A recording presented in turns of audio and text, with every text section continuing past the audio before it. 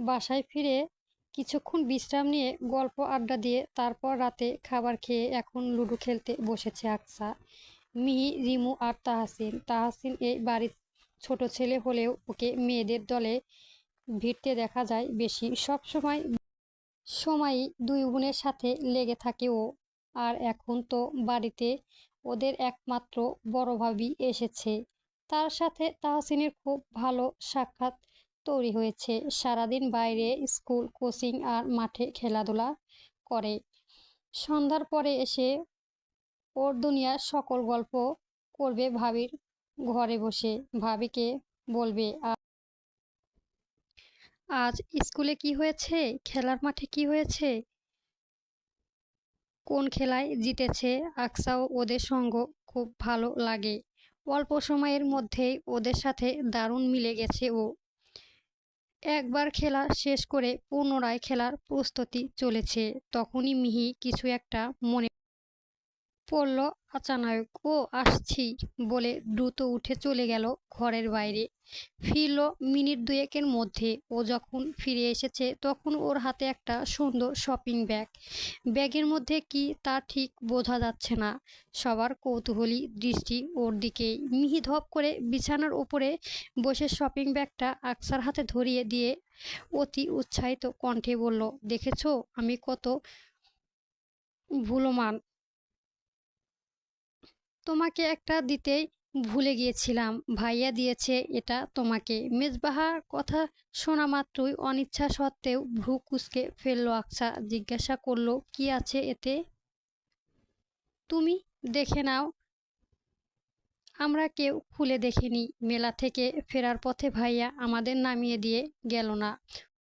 যখন তোমরা আগে হেঁটে গিয়েছিলে তখন ভাইয়া ডেকে আমার হাতে একটা দিয়ে বলল তোমাকে দিতে। আকসা ভ্রু কুঁচকে রেখে ব্যাগের ভেতরে থাকা প্যাকেটটা খুলল। খোলা মাত্রই দেখলো তার মধ্যে একটা শাড়ি। সেই বাদামি রঙের শাড়িটা। আকসা স্তম্ভিত হলো। মুখে রা নেই ওর। কেমন প্রতিক্রিয়া দেখবে ঠিক বুঝে উঠতে পারছে না। মিহি, রিমুরা এই নিয়ে খুব হাসি মজা করলো। হঠাৎ মিহি জিভ কেটে বলে ফেললো, এই রে, এইটা বড় ভুল করে ফেলেছি। ভাইয়া নিষেধ করেছিল ভাবিকে না জানাতে যে এইটা ভাইয়া দিয়েছে। আমি তো বলেই ফেললাম। তুমি প্লিজ ভাইয়ার সামনে কিছু বলো না ভাবি যে আমি তোমাকে এই কথা জানিয়ে দিয়েছি। মেজবাহ শাড়ি দেওয়ার বিষয়টা যে বলতে নিষেধ করেছে। এই কথাটা শোনা মাত্রই আকসার রন্ধে বন্ধে আগুন জ্বলাতে লাগলো। ভেতরে ভেতরে খুব রাগ হলেও মেজবাহার প্রতি আকসার অন্ধকারচ্ছন্ন বাল্যকণি থেকে ভেতরে ভেতরে উকি দিয়ে দেখলো মেজবাহা বিছানার উপরে বসে ল্যাপটপে কিছু একটা করছে। আকসার এবার আর সহ্য হলো না। ও ঘরের ভেতরে আসলো। মেজবাহা ও যেন ওদিকে তাকিয়েও দেখেনি, সেটাও খুব ভালোভাবেই খেয়াল করলো। এতে মনে ভেতর অনবরত জ্বালা থাকা রাগটাও যেন আরো বেশি দপ্তে উঠল।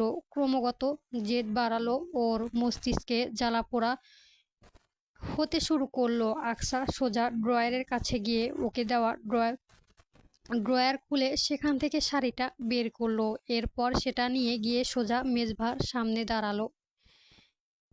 মেজবাহার তবুও কোনো প্রক্রিয়া নেই। সামান্য ঘাড় ঘুরে দেখলো না আকসাকে। এই পর্যায়ে এসে আকসা শাড়িটা বিছানার উপরে ছুঁড়ে মারল। এবার মেজবাহা ঘাড় ঘুরিয়ে শান্ত দৃষ্টিতে দেখল ওকে। এই শান্ত দৃষ্টি যেন আকসার ভেতরটা আরো বেশি অশান্ত করে দিচ্ছে। নিউটনের তৃতীয় সূচক অনুযায়ী প্রতিটি ক্রিয়া বিক্রিয়া বা প্রক্রিয়া থাকে, কিন্তু এই লোক ব্যতিক্রম, সম্পূর্ণ ব্যতিক্রম। তাকে ক্রিয়া দেখালেও সে বিপরীতে কোনো প্রক্রিয়া দেখায় না। কেন এত জেন্টালম্যান হতে হবে কেন? আকসা বুঝে উঠতে পারছে না। আর না তো পারে মনকে কোনো বুঝ দিতে। কেন করছে আমার সাথে এমন? আকসা চিৎকার করে উঠল। সৌভাগ্য দরজা বন্ধ ছিল বলে আওয়াজ এই চার দেওয়ালের বাইরে পৌঁছেল না। মেজবাহা উঠে দাঁড়ালো আকছার মুখোমুখি। ও ক্লান্ত, শান্ত রাগে লাল হয়ে যাওয়া মুখটার দিকে তাকিয়ে যেন উপহাসে হাসি হাসলো, অথচ ভদ্রলোকের মুখ শীঘ্রই কতটা শান্ত এবং সরল দেখে কেউ বলতে পারবে না তার মনে কি চলছে। আচমকায় আকছা এবার মেজবাহার শার্টের কলার চেপে ধরল। মেজবাহা এবার কলারে রাখা আকছার হাতটা দেখে নিয়ে তীক্ষ্ণ চাহনিতে ওর দিকে তাকালো। মুখ ওর এখনো যথেষ্ট শান্ত। আকছা তবুও ক্ষান্ত হলো না। মেজবাহার শার্টের কলার ধরে ঝাঁকিয়ে বলল, কেন করছো আমার সাথে এমন আচরণ? কি শান্তি পাচ্ছেন এসব করে? কি ভুল করেছিলাম আমি যার জন্য এত বড় শাস্তি? বলুন, চুপ করে আছেন কেন? আমি আপনাকে চুপ করে থাকতে দেব না, আপনাকে আজ বলতেই হবে। আমার ভুলটা কি ছিল? মেজবাহার শান্ত অথচ তীক্ষ্ণ স্বরে জবাব দিল। কলার ছাড়ো আকছা, ভদ্রভাবে কথা বলো, ভদ্রতা বজায় রাখার চেষ্টা করো। আমার সাথে অভদ্রতামি করো না, মোটেই পছন্দ করি না। কেউ কোনো দিন করার সাহসও করেনি। কারণ কি জানো? কারণটা ভয় নয়, বরং সামনের মানুষটা দৃঢ়তাকে মোকাবিলা করার দুঃসাহস। অথচ তুমি আজ সেই দুঃসাহসটা দেখিয়েছ। আজ অবধারিত কেউ আমার অভদ্রতা দেখেনি। তুমিও আমার অভদ্র রূপ দেখতে চেও না, সহ্য করতে পারবে না। আপনি আমাকে শাড়ি কেন দিয়েছেন? আপনার শাড়ি চেয়েছি আমি? আপনি শাড়ি না দিলে আমি মরে যেতাম। তবে শুনে রাখুন, ওই শাড়ি পরতে ঘৃণা লাগবে আমার। পরা তো দূর, জীবনে কোনোদিন ছুঁয়েও দেখব না। আকছা কলার ছেড়ে দিল। ভীষণ ক্লান্ত ও একপাশে সরে দাঁড়িয়ে হাঁপাতে লাগলো। মেজবাহা কয়েক মুহূর্ত ওর দিকে শান্ত দৃষ্টিতে তাকিয়ে থাকতেই হঠাৎ চোয়াল শক্ত হয়ে গেল ওর। ওর এক থাবায় বিছানা থেকে শাড়িটা উঠিয়ে এনে আকছার সামনে ওর পায়ের কাছে ফেললো। আকছা প্রথমে বুঝতে পারল না কি ঘটতে চলেছে। পর মুহূর্তেই কাণ্ডটা ঘটাতে দেখে যেন শাড়ি থেকে হুঁশ হারালো ও। মেজবাহা রান্নাঘরে গিয়ে সেখান থেকে লাইটটা এনে দরজা পুনরায় আটকে দিয়ে মিনিট দুয়েকের মধ্যে শাড়ির আগুন লাগিয়ে দিয়েছে। নতুন শাড়ি। সেই নতুন শাড়িতে এখনো তার নতুনত্ব লেগে আছে। তাজা কিনে আনা শাড়িটা যাতে এখনো নতুন শাড়ির ঘ্রাণ লেগে রয়েছে। সেই শাড়ি কিনা মেজবাহা চোখের সামনে নির্দ্বিধায় পুড়িয়ে দিল। মেজবাহা দাঁড়িয়ে দেখছে ওর চোখের ভেতরে আগুনের শিখাগুলো যেন ওর ভেতরকার জ্বলান্তে থাকা আগ্নেয়গিরি প্রতিচ্ছবি হয়ে দপ করে জ্বলছে। আকছা এক দৃষ্টিতে পুড়তে থাকা শাড়িটার দিকে তাকিয়ে আছে, চোখ জ্বলে ট্রাইটম্য। তবে অদ্ভুত ব্যাপার হলো, তার চোখ থেকে গড়িয়ে পড়ছে না, বরং চোখের কোলে বাঁধ দেওয়া নদীর প্রবহমান পানি ন্যায় আটকে আছে। শাড়ির এক জায়গায় তখনও পড়েনি। মেজবাহা পুনরায় সেখানে লাইটটা দ্বারা আগুন জ্বালিয়ে দিতে দিতে বলল, যার দেওয়া শাড়ি পরতে এত আহমরিকা, তার বাড়ির অন্য যেন ছুঁয়ে দেখা হয় না, তাহলে বুঝবো তোমার আত্ম আহমরিকা আসলেই বাস্তব। কথাটা বলে অভিযান ঘরের দরজা খুলে বাইরে বেরিয়ে গেল। আকছা সঙ্গে সঙ্গে লুটিয়ে পড়ল মেঝেতে। হাত দিয়ে আগুনে চাপা দিতে জ্বলান্ত থাকা আগুনটুকু নিভিয়ে দিল। হাত পুড়ল, আগুনের তাপে অসহ্য যন্ত্রণা হলো, তবুও যেন কোনো কিছু গায়ে মাখালো না। ও শুধু চোখের সামনে সামনে ভেসে উঠেছে মেজবাহার নির্বিঘ্ন শান্ত দুচোখে, আর মাঝে মধ্যে ওই শান্ত চোখেরই দপ্তে ওঠা অগ্নিকুণ্ড। একটি ভুল, সারা জীবনের কান্না। এই প্রদাব বাক্যটি এখন মনে প্রাণে বিশ্বাস করে আকছা। ক্যালেন্ডারের পাতায় আজ সোমবার। আকছা নাকি সকালে, দুপুরে, এমনকি রাতেও এখন পর্যন্ত একটা দানাও মুখে তোলেনি। খবরটা মেজবাহার কানে পৌঁছে দিল মিহি। ও আজ বিকেলের দিকে এসেছিল ওর মায়ের প্রথমবার রান্না করার প্রয়োসারি বিষ দিয়ে যেতে। তখনই মামিদের কাছ থেকে আকসার ব্যাপারে জিজ্ঞাসা করতে জানতে পারল আকসা আজ সারাদিন ঘরের বাইরেও বের হয়নি, আর খাবার দিলেও খায়নি। ডাইনিংয়ে ডেকেছিল সবাই খেতে, কিন্তু তখন বলল শরীর খারাপ লাগছে, পরে খাবো। এর জন্য আরও ঈশা বেগম ছেলের বইয়ের খাবারের প্লেট সাজিয়ে তার ঘরে দিয়ে আসলো, কিন্তু পরের এটো প্লেট ধোয়ার জন্য নিয়ে আসতে গিয়ে দেখলো ও খাবার ছুঁয়েও দেখেনি। জিজ্ঞাসা করায় বলল কিছু খেতে ইচ্ছে করছে না, পরে ভালো লাগলে খেয়ে নেবে। অনেকবার অনুরোধ করেও ও কিছু খাওয়ানো যায়নি। মেজবাহা আজ সারাদিন বাসায় ছিল না। সন্ধ্যার পরে আসতেই বোনের কাছ থেকে এসব কাহিনী শুনতেই ওর মুখে চোয়াল শক্ত হয়ে গেল। সোজা নিজের ঘরে চলে গেল ও। তখন রাত ৮টা বাজে। মেজবাহার ঘরে দরজার সামনে দাঁড়িয়ে দেখলো আকসা বিছানায় শুয়ে আছে উল্টো দিকে ঘুরে। গায়ে একটা লম্বা কম্বল টেনে দেওয়া ওর। মেজবাহা আর ভেতরে গেল না, দরজার কাছে থেকেই ফিরে গেল। আকসাকে একনাগাড়ে ডেকেই চলেছে মেজবাহা, কিন্তু আকসা উঠে বসতে নারাজ, এমনকি মুখ ফিরিয়েও দেখছে না। অন্যদিকে ঘুরে শুয়ে আছে ও, যেন একেবারে বিছানার সাথে লেগে গেছে জোকে নেয়। লবণ না ছিটেলে উঠবে না এমন একটা ভাব। মেজবাহার ধৈর্য বাঁধ ভেঙে যাচ্ছে প্রতিনিয়ত। হাতে খাবারের প্লেট নিয়ে কতক্ষণ এভাবে ডাকাডাকি করা যায়? বিরক্ত হচ্ছে প্রচুর। এদিকে ওর তাড়া আছে, বাইরে বের হতে হবে কিছুক্ষণের মধ্যেই। এভাবে দাঁড়িয়ে থেকে তো সময় নষ্ট হচ্ছে। শেষমতে বাধ্য হয়ে আকসাকে হাত ধরে টেনে উঠালো শোয়া থেকে। আকসা ভ্রু কুঁচকে দেখল ওকে, তবে মেজবাহা গ্রহণ করল না। গা ছাড়া ভাব নিয়ে ওর সামনে বসে খাবারের প্লেট থেকে এক লোকমা ভাত মাংসের টুকরো মিশিয়ে ওর মুখের সামনে ধরে বলল খাও। আকসা সঙ্গে সঙ্গে মুখ অন্যদিকে ঘুরিয়ে নিল। অভিমান বড্ড বেশি হয়েছে বউকি। চোখের জল টলমল করছে ওর, যে কোনো সময় বিনা বাধায় গড়িয়ে পড়তে পারে। মেজবাহা ওকে মুখ ঘুরিয়ে নিতেই দেখে পুনরায় বলল খাবার মুখে তুলতে বলছি। প্রবলেমটা কি তোমার? গতকাল অরণ্যকোটা দিয়ে আজ আবার আসছেন ভালো মানুষই দেখাতে। কথাটা বিড়বিড় করে বললেও মেজবাহার কানে ঠিকই পৌঁছলো। জবাবে ও বলল খাবারের খোঁটা দেওয়া হয়নি তোমাকে। কেন যে এই কথা বলেছিলাম সেটা বোঝার মতো বোধ বুদ্ধি তোমার থাকলেও তো হতো। আকসা কোনো জবাব দেয় না। ইনডাইরেক্টলি মেজবাহান ওকে বোধবুদ্ধিহীন বলে দিল।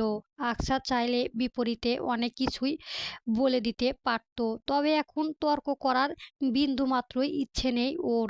এদিকে আবার খিদেও পেয়েছে প্রচণ্ড, কিন্তু খাওয়ার ইচ্ছে নেই। মেজবাহা ওকে গো করতে দেখে এবার কিছুটা রূপস্বরে বলল শেষবারের মতো খেতে বলছি, এরপর না খেলে তুলে আছাড় মারবো একটা। মিহির কাছে শুনেছে নিশ্চয় ছোটবেলা ওষুধ না খেতে চাওয়ার কারণে ওকে একবার তুলে একটা আছাড় মেরেছিলাম, সেটা কথা এখনো ভোলেনি। তুমিও কি এক্সপেরিয়েন্স নিতে চাও? হ্যাঁ, মিহির কাছে এই কাহিনী শুনেছে আকসা। বড় ভাই হিসেবে মেজবাহা যেমন সবচেয়ে ভালো, তেমনি শাসনের ক্ষেত্রেও সবচেয়ে কঠোর। একটু তো এতদিনে বুঝে গেছে ও।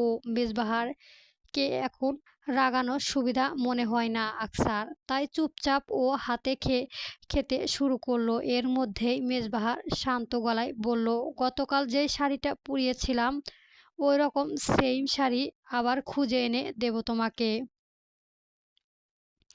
আকসা সঙ্গে সঙ্গে খাওয়ার থামিয়ে দিল। বিরোধ করে বলল না, আমার অন্য কোনো শাড়ি লাগবে না, যেটা পরিয়েছিলেন ওইটাই লাগবে। হ্যাঁ সেইটাই তো বললাম, ওই সেম শাড়ি এনে দেব। না, আমি নেব না, যেটা পরিয়েছেন সেটাই ঠিক করে নিয়ে আসুন। অন্য কোনো শাড়ি আমি নেব না। পোড়া জিনিস কখনো ঠিক করা যায়? হ্যাঁ এটাই বলছি মেজবাহা, পোড়া জিনিস যেমন এই ধরুন পুড়ে ছারখার হয়ে যাওয়া হৃদয়, এটা কখনো ঠিক হতে পারে না। গতকাল আপনি যেভাবে আমার হৃদয়কে পুড়িয়েছেন সেটা কোনোদিনও ঠিক হবে না। সামান্য শখের শাড়ি বিষয়ে আর নাই বলি। মেজবাহার একখান শুনে হাসলো সামান্য, তারপর কথান্য মেশালো গলায় বলল, ঠিকই বলেছ আকসা, পুড়িয়ে যাওয়া শাড়ি আর পুড়িয়ে যাওয়া হৃদয় কখনোই ঠিক হয় না। আবার দেখো কাচের গ্লাস, যেমন ভেঙে গেলে সহজেই জোড়া লাগে না, আর লাগলেও তাতে ফাটলের চিহ্ন ঠিকই থেকে যায়, তেমনি ভাঙা হৃদয়ও কখনো জোড়া লাগানো যায় না, বৃথা চেষ্টা। মেজবাহা সামান্য উপহাসে হাসল, তারপর প্লেটটা আকসার কোলের উপরে রেখে বলল, বাকি খাবারটুকু নিজে খেয়ে নাও। মেজবাহা ঘর থেকে বাইরে যাওয়ার জন্য পা বাড়িয়ে আবার কি মনে করে যেন থেমে দাঁড়ালো। তারপর পেছনে ঘাড় ঘুরিয়ে আকসাকে উদ্দেশ্য করে গম্ভীর স্বরে বলল, আরেকটা কথা, এই বাড়িতে থাকাকালীন যেন কখনো না খেয়ে থাকতে না দেখি। অন্যেরা খাবারের উপর দেখানো আমার পছন্দ নয়। এই বাড়িতে থাকতে হলে 3 বেলা নিয়ম করে ঠিকমতো খেয়ে দিয়ে থাকতে হবে। আজ রবিবার। মেজবাহার বাসায় আসার সপ্তাহ দেড়েক ফুরোলো বলে আজ ওদের বাসায় কয়েকজন আত্মীয়ের বেড়াতে আসার কথা। আকসা নানি শাশুড়ি আর শাশুড়ি খালাতো ভাই বোনদের আকসা আসার কথা রয়েছে সকাল থেকেই, তাই রান্নাঘরের একাধারে কাজকর্ম চলেছে। ঈশা বেগম সবাইকে সকালের নাস্তা করিয়ে রান্নাঘরে ঢুকেছেন ছোট যাকে নিয়ে। আকসা সকালে নাস্তা সেরে ছাদে গিয়ে বসেছে। গতকাল আকাশে পুরো কালো মেঘে ঢাকা ছিল, একটুও রোদে দেখা পাওয়া যায়নি। আজ মোটামুটি রোদ উঠেছে, একটাও কতক্ষণ থাকবে বলা যায় না। তাই ওরা সবাই ছাদে পাটি বিছিয়ে বসেছে রোদ পোড়ানোর জন্য।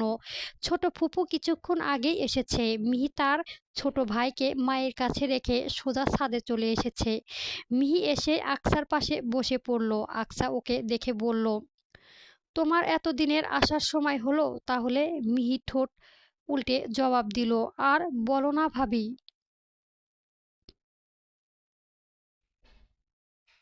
পড়াশোনার চাপে চিড়ে চ্যাপ্টা হয়ে যাচ্ছি, সময়ই হয়নি। এই কয়েকদিন পড়াশোনা করার চাইতে বিয়ে করে সংসার করা সহজ। বিয়ে করা ভালো না মিহি, বিয়ে করা ভালো। এখন ভেবে থাকলেই চরম ভুল করবে। আকসা উদাস দৃষ্টিতে আকাশ প্রাণে তাকিয়ে থাকে। ওর বুক ভরা কয়েক দীর্ঘশ্বাস নেমে আসে। একমাত্র ভাবিকে এমন উদাস থাকতে দেখে মিহিও একটু মন খারাপ হয়, আবার এই সাথে কৌতূহলও হয় কেন তার ভাবির মন খারাপ। আর বিয়ে সম্পর্কে সদ্য বিবাহিতা একজন মেয়ে এমন কথাই বা কেন বললে কেন? মিহি একটুখানি নড়াচড়ে বসলো, আশেপাশে তাকিয়ে দেখলো রিমু আর তাহসিন বাদে আর কেউ নেই আশেপাশে। ওরা নিজেদের মধ্যে গল্প করতে ব্যস্ত। মিহি নিচুপ স্বরে আকসাকে প্রশ্ন করলো, ভাইয়ার সাথে কি কিছু হয়েছে তোমার? না তো কি হবে? আকসা প্রশ্নটা শোনা মাত্রই তৎক্ষণাৎ চমকে উঠে ঘন ঘন মাথা নেড়ে জবাবটা দিল। মিহি তবু বিশ্বাস করল না। ব্যাপারটা কিঞ্চিত হলেও ধরতে পেরেছে ও, যেহেতু ওরা সমবয়সী। মিহি আকসাকে ভরসা দিয়ে বলল, আমি তো তোমার বন্ধুর মতো, তাই না বলো? আমাকে বলতে কি অসুবিধা? নির্দ্বিধায় ভরসা করে বলতে পারো আমাকে, কাউকে বলবো না, বরং তোমার উপকার করার চেষ্টা করব। আকসা একটু আশেপাশে তাকালো, তারপর লুকোচুরি দৃষ্টিতে ফিসফিসিয়ে বলল, এখন নয়, সন্ধ্যার পর এসো আমার ঘরে, তখন বলবো। এখন বলার সমীচীন হবে না। আচ্ছা ঠিক আছে, মিহি জানালো। সে সন্ধ্যার পর আকসার ঘরে গিয়ে সব শুনবে। আকসার বুক ধুকপুক করতে লাগলো। আকসা ঘরে এসে বুকশেল্ফের এলোমেলো হয়ে থাকা ওই বইগুলো ঠিকঠাক করে গুছিয়ে রাখছিল। গতকাল রাতে পড়তে পড়তে টেবিলের ওপরে ঘুমিয়ে গিয়েছিল। তারপর সকালে উঠে আর টেবিলের ওপরে বইপত্র গুছিয়ে রাখা হয়নি। সাধারণত মেজবাহার ঘরেও নিজে গুছিয়ে রাখে, কিন্তু আজ নাকি মেজবাহা ভোরবেলা বাইরে চলে গিয়েছে। আকসা ঘুম থেকে উঠে ওকে দেখতে পায়নি। শহরে কত শত বন্ধু বান্ধব মেজবাহার। 3 সপ্তাহের ছুটিতে এসেছে, বন্ধুদের সাথে ঘোরাফেরা হচ্ছে বেশি। বাড়িতে প্রায় থাকে না বললেই চলে। সকাল দুপুর আর রাতে খাবারের সময় টেবিলে ভদ্রলোককে পাওয়া যায়, তাও কখনো রাতে বেলায় থাকে না। অনেক সময় তো আকসার শাশুড়ি মার ছেলের জন্য রাত জেগে অপেক্ষা করে বসে থাকে। যখন ছেলে বাড়ি ফেরে তখন তাকে নিজ হাতে খাইয়ে দিয়ে ঘুমাতে যান তিনি। আকসা একটু পরে গোসলে যায়। মেজবাহার আগোছালো দেখতে পারে না। ও আসার আগেই নিজে থেকে এলোমেলো করা ঘরটা গুছিয়ে নিল। ড্রয়ারের কাছে এগিয়েছিল জামা কাপড় নেওয়ার জন্য, তখনই ঘরে মেজবাহার প্রবেশ ঘটল। মেজবাহা তাড়াহুড়ি করে এগিয়ে এসে ঘড়ি দেখে বলল, 10:30 বাজে। 12টার মধ্যে গোসল করে রেডি হয়ে থাকবে। মামুনি বলেছে আজ তোমাকে শাড়ি পরতে। বাসায় মেহমান আসবে নতুন বউকে দেখতে, তাদের সামনে শাড়ি পরে যেতে হবে নাকি? আকসা আস্তে করে মাথা নেড়ে হাঁ বোঝালো। মেজবাহা বিছানার দিকে যেতেই গিয়েও পেছনে এগিয়ে আসলো পুনরায়। আকসা পায়ে কাছাকাছি এসে দাঁড়িয়ে ও চোখে চোখ রাখলো। মেজবাহার চোখ দুটো ভীষণ তীক্ষ্ণ, শিকারী ঈগলের ন্যায় স্বাভাবিকভাবেই তাকালো। মনে হয় খুব ধারালোভাবে তাকিয়ে আছে। ওই হাজেল চোখের দিকে কখনোই বেশিক্ষণ তাকিয়ে থাকতে পারে না আকসা। সম্মোহন ধরে যায় ওর। অন্তত মেজবাহার চোখে মেহে আটকাতে চায় না ও।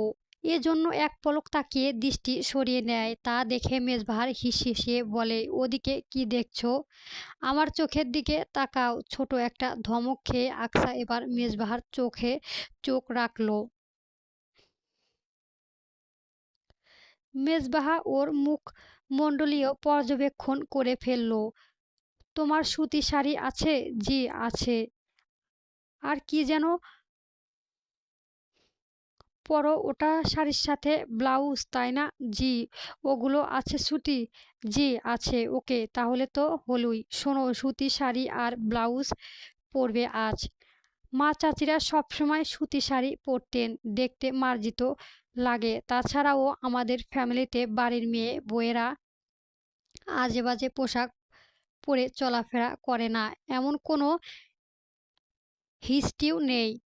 তোমাকেও যেন পড়তে না দেখি। যেগুলো বলছি সেগুলো পড়বে, অন্য কিছু নয়। Got it? আকসা মনে হলো মেজবাহার যেন রীতিমতে আদেশ করছে ওকে। লোকটা কি মনে করে ওকে? ও কি আজে বাজে পোশাক পরে চলাফেরা করছে কখনো? তাহলে এভাবে শাসিয়ে কথা বলার মানে কি? আকসা মনে মনে রাগ হলো খুব। এমনকি ও জেদ ধরে সিদ্ধান্ত নিল মেজবাহার কথা সম্পূর্ণ বিপরীত কাজ করবে আজ।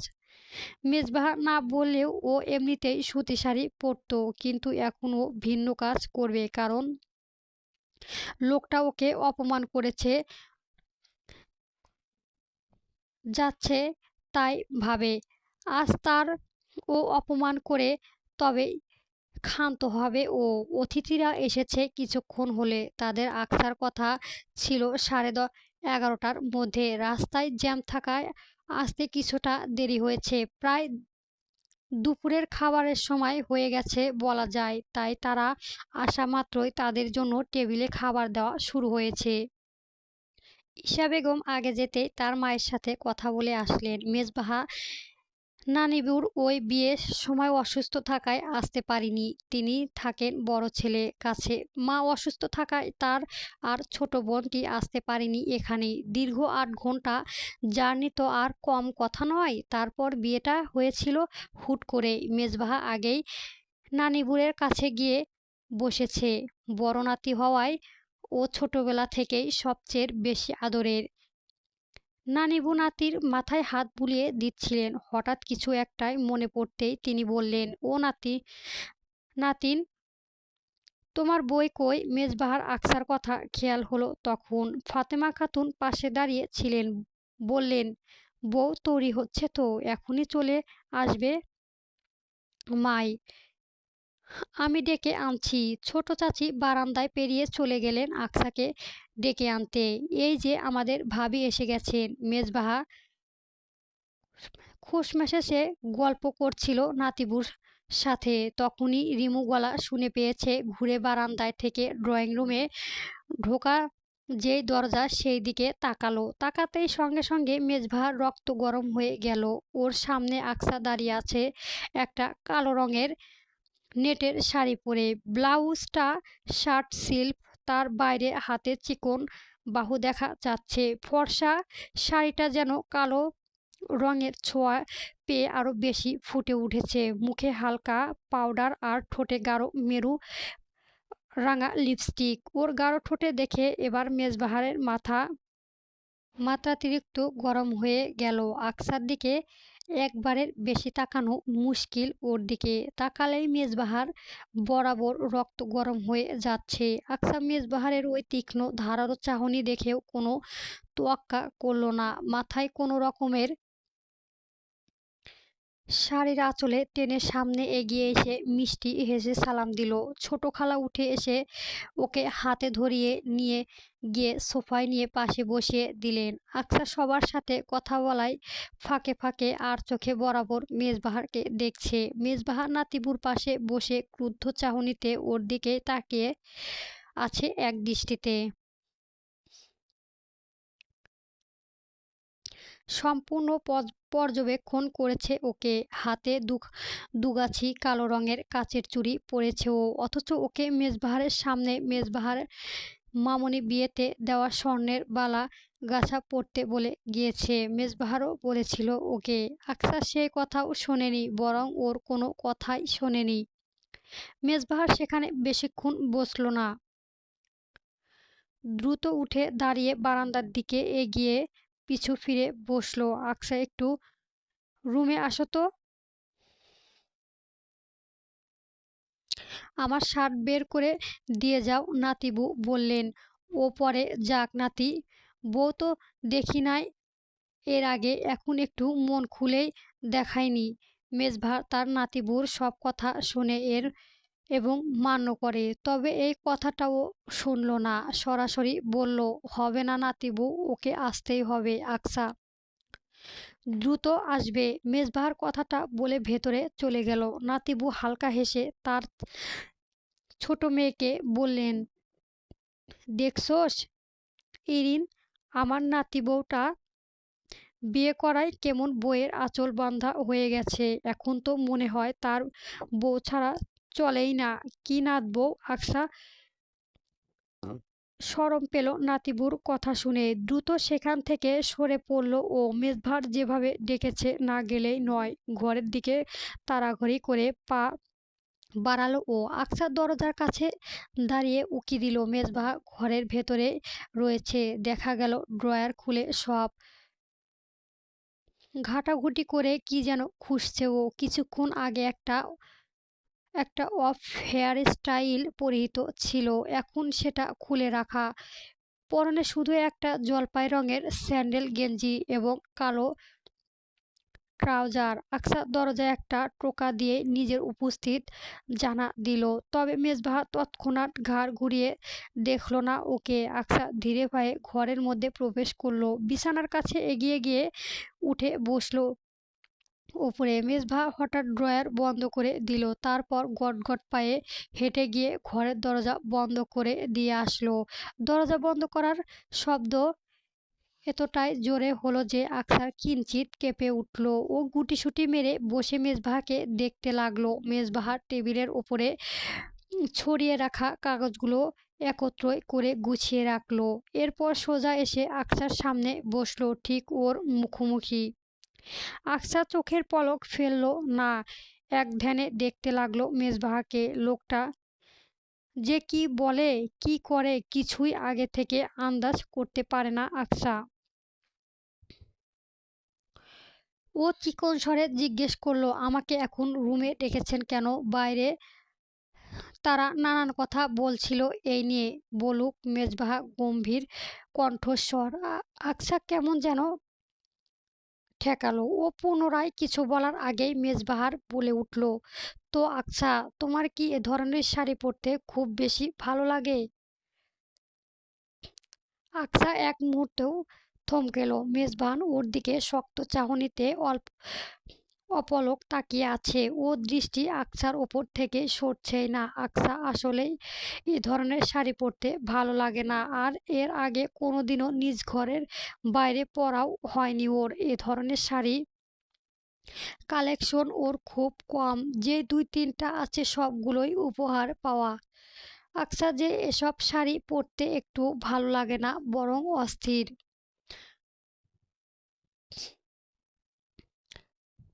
লাগে। এক কথায় সে সম্পূর্ণ অস্বীকার করে গেল, বরং খুবই গর্বের সহিত স্বাভাবিক সুরেই বলল, হ্যাঁ, খুব ভালো লাগে, একটু বেশি ভালো লাগে। এমন নেটের শাড়ি পরতে? ওকে, পরো এমন শাড়ি, কোনো অসুবিধা নেই, কিন্তু আমার বাড়িতে তুমি এসব শাড়ি পরতে পারবে না। পরতে হলে এই বাড়ি থেকে বেরিয়ে তারপর পরবে। ওকে। কেন? মেজবাহার আঙুল উঁচিয়ে রূপ গলায় শাসিয়ে বলার পরেও আকসা ঘাড় তেরামি বশত প্রশ্ন করে বসল। তৎক্ষণাৎ সেই মুহূর্তে আচমকাই ওর কোমর জড়িয়ে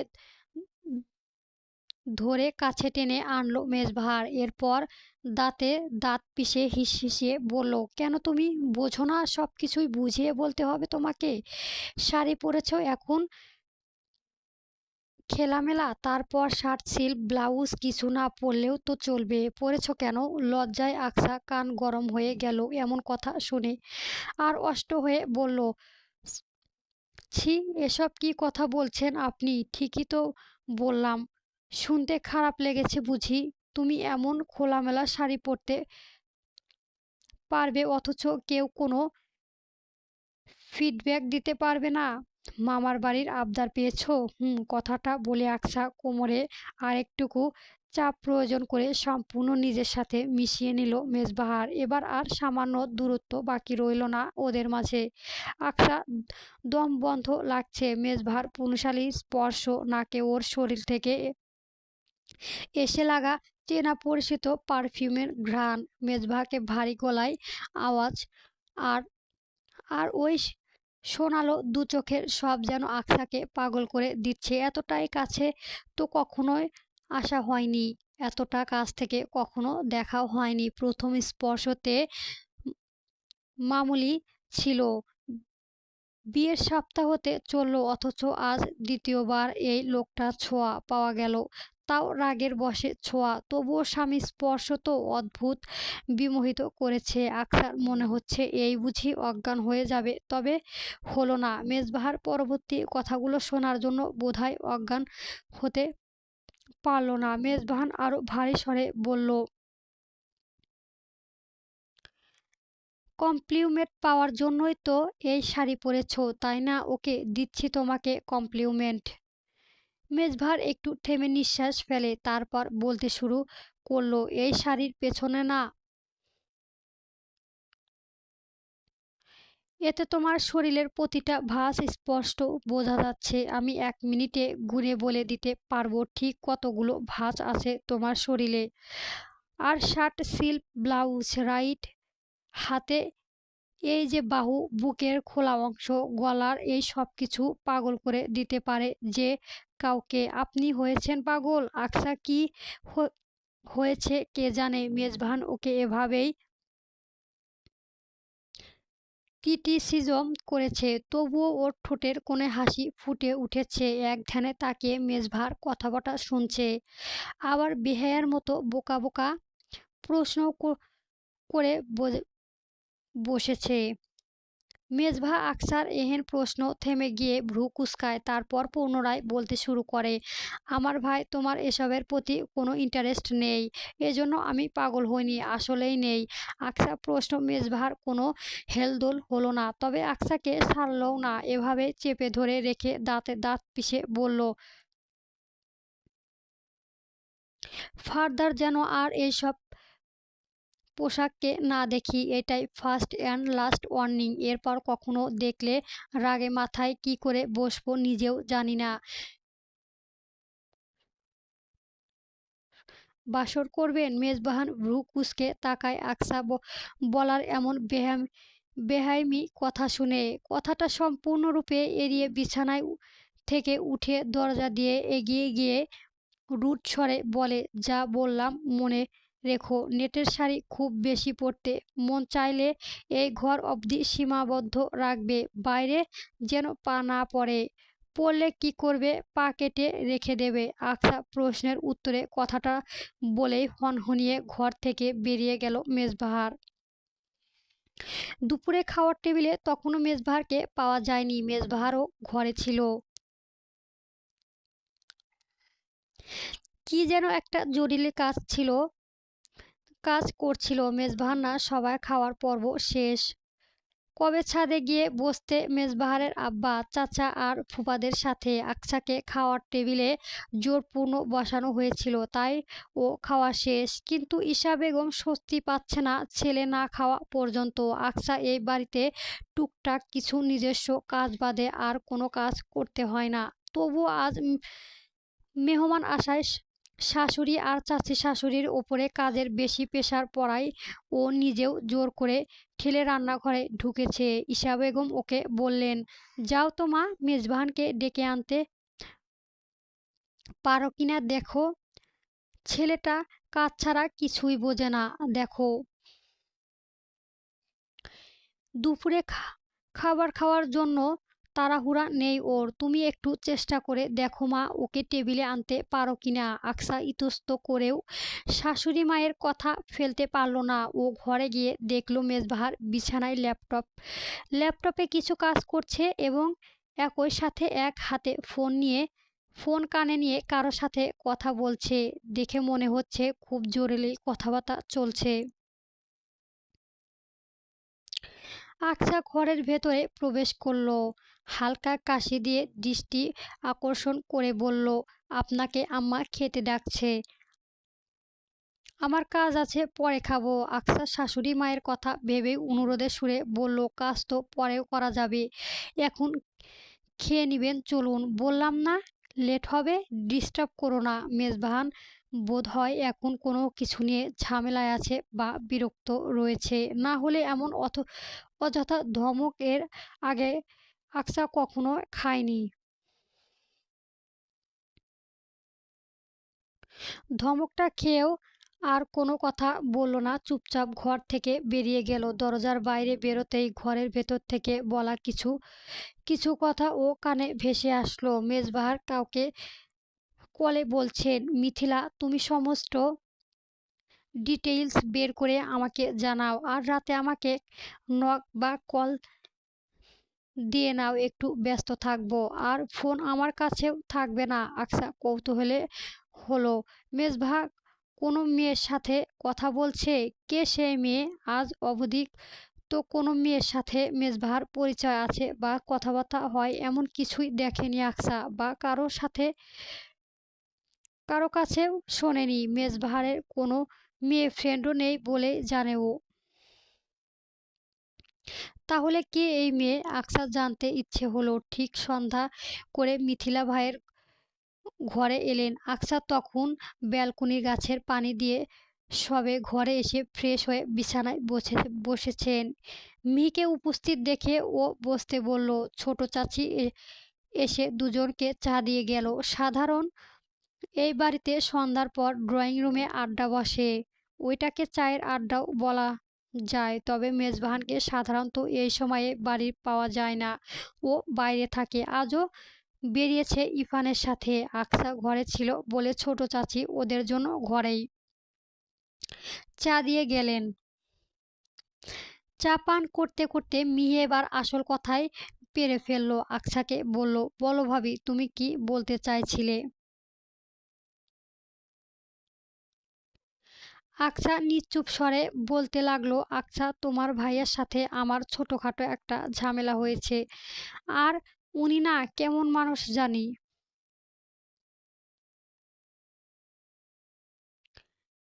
আমার দিকে ওনার কোনো খেয়ালই নেই। সারাদিন কাজ, বন্ধু বান্ধব আর আড্ডা এসব নিয়ে থাকেন। আমাকে দেখার সময়ই হয় না তার। অ্যারেঞ্জ ম্যারেজ বুঝলাম, সব কিছুই মানিয়ে নিতে একটু সময় লাগবে, কিন্তু তাই বলে কি মানানোর চেষ্টাও করবে না? চেষ্টা না করলেও ফল পাওয়া যায় কখনো?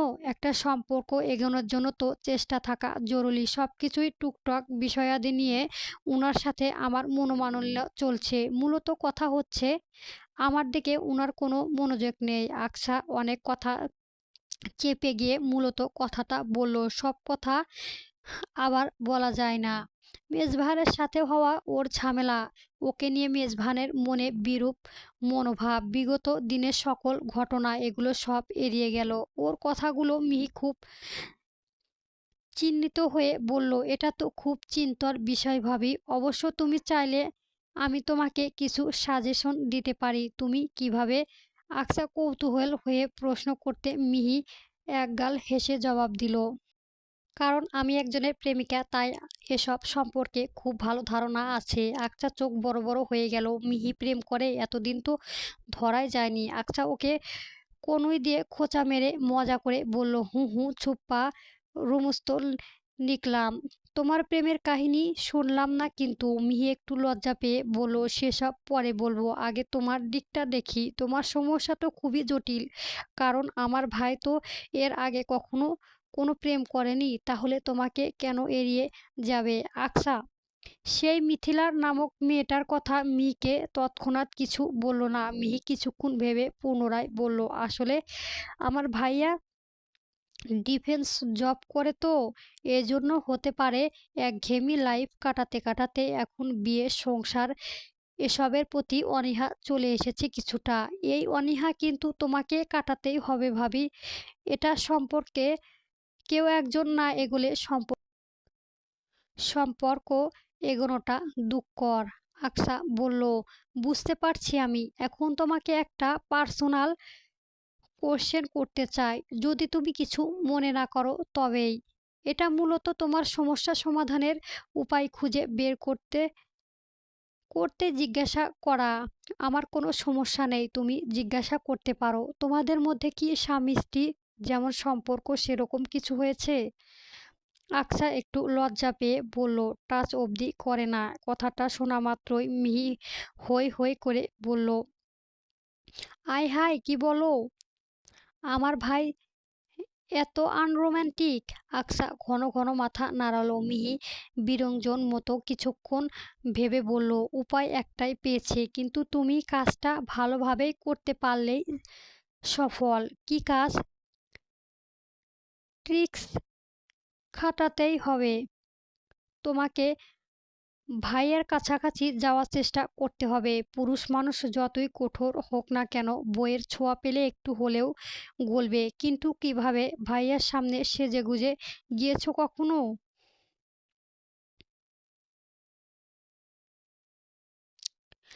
সেভাবে যাওয়া হয়নি। শোনো, আজ রাতে একটা মাথা নষ্ট করা সাজ দেবে। আই মিন, যাতে ভাইয়া ইমপ্রেস হয়। এতেই কাজ হবে। আকসা একটু হতভম্ব হলো। সন্দিহা হয়ে বলল, সত্যি কাজে দেবে? হ্যাঁ দেবে বউকি। Georgette sari, shirt, silk blouse, ঠোঁটে গাঢ় করে লিপস্টিক আর চোখে চিকন কাজলের রেখা, একদম পারফেক্ট। কল্পনা করছি আমি, তোমাকে মারাত্মক সুন্দর লাগবে। এমনিতেই তো তুমি অনেক বেশি সুন্দর, তারপরেও সাজলে তো ভাইয়া আর তোমাকে তোমার থেকে দূর থাকতেই পারবে না। মিহির সাথে আলোচনা করে সবকিছু ঠিক করে নিল আকসা। এরপর রাত হওয়ার জন্য অপেক্ষা। পরবর্তী গল্প পেতে চ্যানেলটা সাবস্ক্রাইব করবেন। ধন্যবাদ। গল্প সীমান্ত রেখা চলবে।